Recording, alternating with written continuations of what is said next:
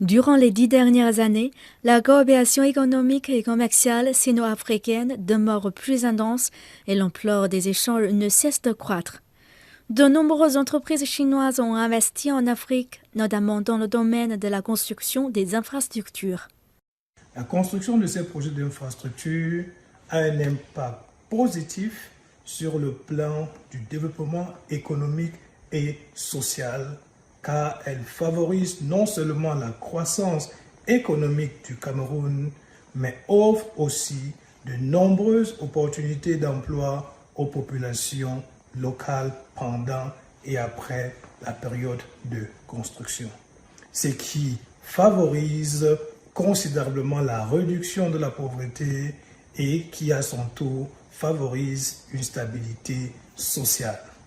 Selon Nangua Serge, le Cameroun a formulé un certain nombre de plans de développement stratégique à travers la vision de devenir un pays émergent à l'horizon de 2035.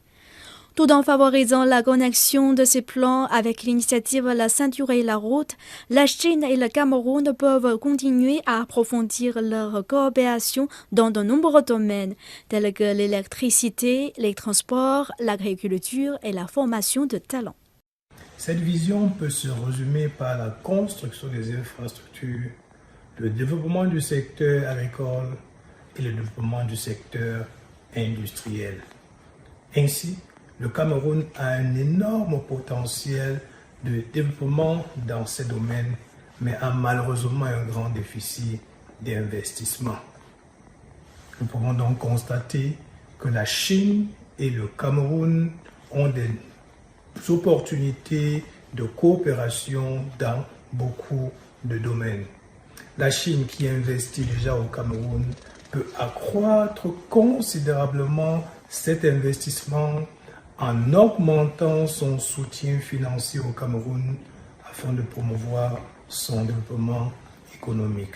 Depuis 10 ans, la Chine a signé plus de 200 documents de coopération dans le cadre de l'initiative La ceinture et la route avec 151 pays et 32 organisations internationales.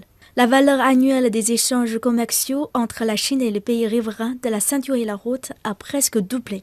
Ayant pour but d'élargir la richesse commune globale, cette initiative favorise la réalisation de la modernisation à la chinoise en soutenant la prospérité commune du peuple tout entier et la poursuite de la voie du développement pacifique.